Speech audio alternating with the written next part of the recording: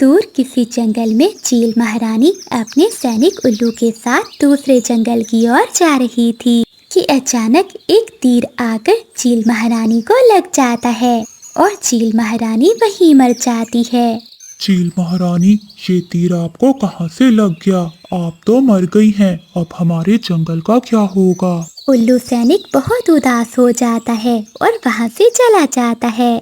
और फिर उल्लू सैनिक जंगल के सभी पक्षियों को इकट्ठा करता है। जंगल के पक्षियों, आज मैं आप सबको एक बहुत अफसोस की बात बता रहा हूँ।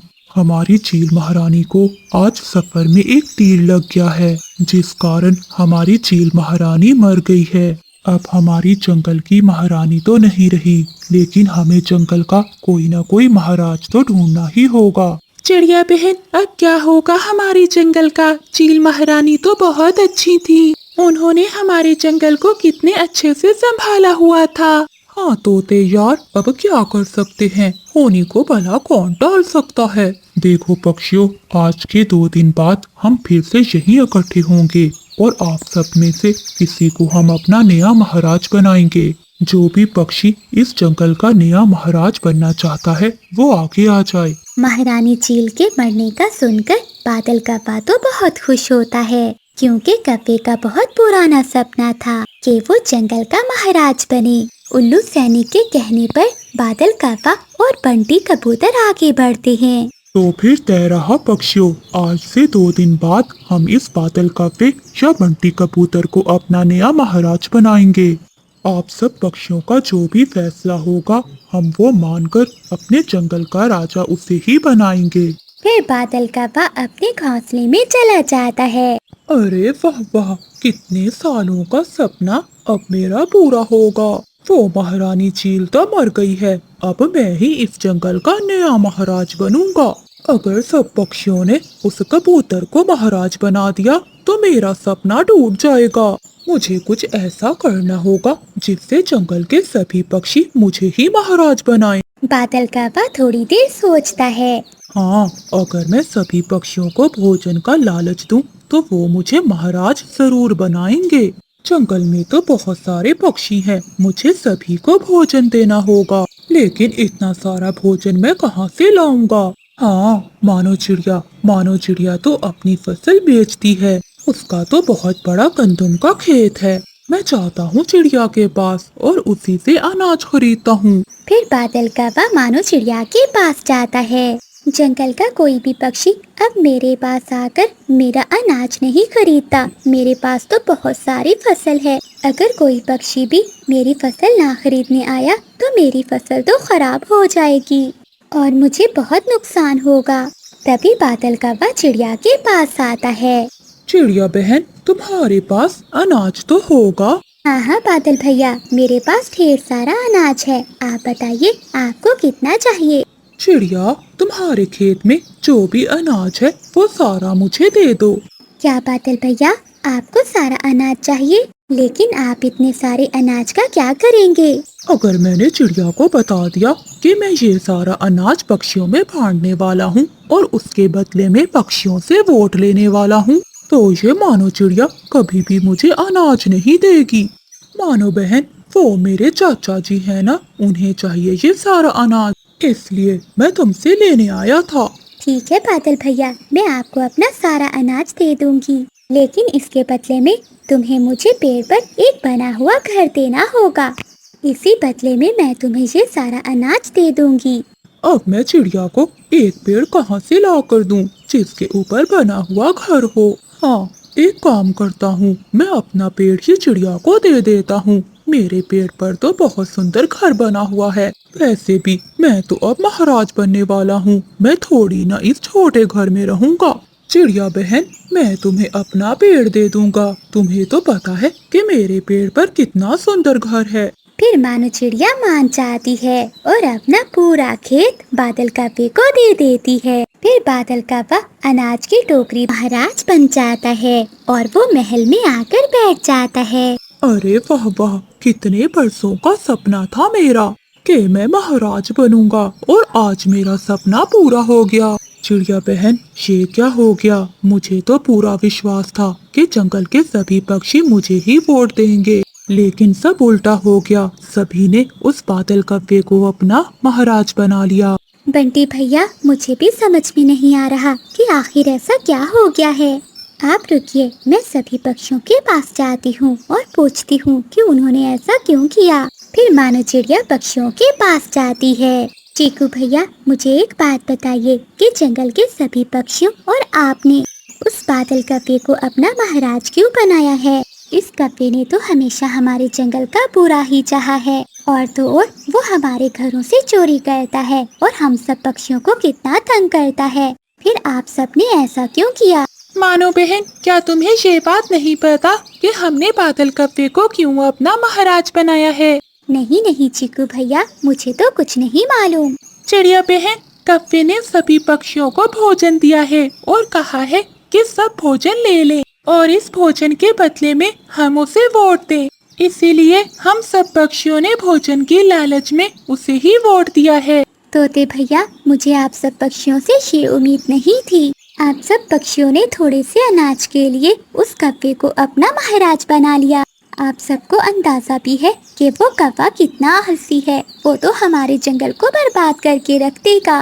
मानो चिड़िया बहुत उदास हो जाती है और वहाँ से चली जाती है। मानो चिड़िया कबूतर के पास जाती है और उसे सारी बात बताती है। बस बहुत हो गया कबूतर भैया, मैं ये जंगल छोड़कर जा रही हूँ। मैं और इस जंगल में नहीं रह सकती। हाँ चिड़िया बहन, मैं भी यहाँ नहीं रहूँगा। चलो मैं भी तुम्हारे साथ चलता हूँ। फिर मानो चिड़िया और बंटी कबूतर वो जंगल छोड़कर चले जाते हैं। बादल कौवा तो खूब मजे कर रहा होता है। उसे तो अपने जंगल की कोई भी परवाह नहीं थी। वो मजे मजे के भोजन खाता है। उसी जंगल के बाहर एक गुफा में एक भोला चील रहता था, जो एक बहुत खतरनाक शिकारी चील था। उस भोला चील को काफी दिनों से कोई शिकार नहीं मिला था। कितने दिनों से मैंने भोजन नहीं खाया। अब तो मुझे कुछ करना ही होगा, वरना मैं तो मर जाऊंगा ऐसे। हाँ, पास वाले जंगल में ढेर सारे पक्षी रहते हैं, मैं वहीं हमला करता हूँ। और वैसे भी अब तो उस जंगल का महाराज एक कौवा है। फिर वो शिकारी चील उस जंगल पर हमला कर देता है। वो जंगल में आकर पक्षियों को मारकर खाने लगता है। जैसे ही उल्लू सैनिक ये सब देखता है तो वो बादल कव्वे के पास जाता है। कव्वे महाराज जी, वो जालिम चील तो जंगल के सभी पक्षियों को खा रहा है, आप कुछ कीजिए। अरे अरे उल्लू सैनिक, मैं क्या करूं? भला इससे मुझे क्या मिलेगा? मैं ऐसा करता हूँ, अपनी जान बचाकर यहाँ से भाग जाता हूँ, वरना वो चील तो मुझे भी मारकर खा जाएगी। फिर बादल कौवा चील की नजरों से बचकर उस जंगल से भाग जाता है। अरे तोते, ये बादल कौवा तो अपनी जान बचाकर भाग गया है, अब हमारा क्या होगा? अरे उल्लू सैनिक, ये हमने क्या कर दिया? हमने अपने लालच की वजह से उस कव्वे को महाराज बनाया था। अब वो महाराज हमें छोड़कर चला गया है। हमारी लालच की सजा हमें मिल रही है। रुको रुको बिजली, कैसे खा रही हो? ऐसे लग रहा है जैसे तुमने कई सालों से भोजन नहीं खाया। मैंने ये भोजन बारिशों के दिनों के लिए जमा किया हुआ था। अगर तुम इस भोजन को अभी खा लोगी तो हम बारिशों के दिनों में क्या खाएंगे? ये तो मुझे नहीं मालूम बादल जी, मैं तो सारा भोजन खा चुकी हूँ। बारिशों के दिनों में आप किसी पक्षी से भोजन मांग कर ले आना। बादल जी, वो है ना छोटी चिड़िया, उसने ढेर सारा भोजन जमा करके रखा होगा। हम उस छोटी चिड़िया का ही भोजन चुरा लेंगे। हाँ बिजली, अब हम कर भी क्या सकते हैं? तुमने तो सारा भोजन ही खा लिया है, अब तो चुराना ही। सभी पक्षी अपने अपने घरों में आराम से अपने परिवार के साथ बैठे हुए थे, क्योंकि सभी पक्षियों ने अपने घरों में काफी सारा भोजन जमा किया हुआ था। मानो चिड़िया ने भी घर में ढेर सारा भोजन जमा किया हुआ था, इसलिए उसे भी बारिश की कोई चिंता नहीं थी। मीना बेटी, हमारे पास 2-3 दिन का भोजन तो है। हाँ मम्मा, आप बहुत मेहनत करती हैं, देखना बड़ी होके मैं भी आप जैसी मेहनत करूँगी। बिजली, बारिश शुरू हो गई है और मुझे बहुत भूख लग रही है। अगर ऐसी बारिश में मैं किसी पक्षी के पास दाना लेने जाऊंगा तो वो मुझे नहीं देंगे। बादल जी, चिड़िया सो गई होगी, चलो हम चिड़िया के घर जाते हैं और उसका भोजन चोरी कर लेते हैं। इतना कहते हुए वो दोनों पति पत्नी चिड़िया के घर की ओर चले जाते हैं। बिजली, वो देखो, चिड़िया के पास कितना सारा भोजन है, लेकिन अब हम ये भोजन कैसे चुराएं? तभी बादल कव्वे के दिमाग में एक योजना आती है और वो अपनी योजना अपनी पत्नी को बताता है। अरे वाह वाह बादल जी, आपको मानना पड़ेगा, बहुत शातिर हो तुम। फिर बादल कव्वा और बिजली कव्वी अपनी योजना के अनुसार चिड़िया की छत पर चढ़कर अपनी चोंच से सुराख करने लगते हैं। चलो बिजली, चिड़िया के घर में ढेर सारे सुराख हो गए हैं। अब जब बारिश का पानी चिड़िया के घर में जाएगा तो इसका घर तो टूट ही जाएगा। हाँ बादल जी, देखना अब चिड़िया खुद चलकर हमारे पास आएगी। ये कहते हुए वो दोनों पति पत्नी अपने घर की ओर चले जाते हैं। मीना, मीना बेटी उठो, देखो छत से पानी अंदर आ रहा है। मैंने तो कल ही छत की मरम्मत की थी, फिर ये कैसे टूट गई? हमारा भोजन भी पानी में भीग जाएगा। चलो भोजन लेकर बाहर चलते हैं।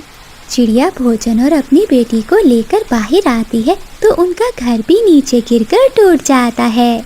मम्मा, मुझे बहुत ठंड लग रही है। चलो मीना बेटी, हम कव्वों के घर जाते हैं और आज की रात वहीं गुजार लेंगे। फिर मानो चिड़िया अपनी बेटी मीना को लेकर कव्वों के घर की ओर चली जाती है। बिजली, अभी तक मानो चिड़िया नहीं आई, कहीं ऐसा तो नहीं वो किसी और पक्षी के घर चली गई हो? नहीं नहीं बादल जी, चिड़िया के पड़ोस में तो हम ही रहते हैं, वो सबसे पहले हमारे पास ही आएगी। बिजली कव्वी ने अभी इतना कहा ही था कि उनके दरवाजे पर दस्तक होती है। लगता है बादल जी चिड़िया आ गई, चलो दरवाजा खोलते हैं। अरे चिड़िया बहन, इतनी तेज बारिश में तुम यहाँ? अच्छा, बाकी बातें बाद में करेंगे, चलो पहले अंदर चलो, वरना बारिश में तुम्हारी छोटी बेटी को ठंड लग जाएगी। फिर वो कव्वे चिड़िया को घर में ले जाते हैं। फिर चिड़िया सारी बात कव्वों को बताती है। बिजली बहन, बस मैं कुछ दिन ही यहाँ रुकूंगी, उसके बाद मैं अपना नया घर बना लूंगी। बस कुछ दिन आप मुझे अपने घर में ही रख लो।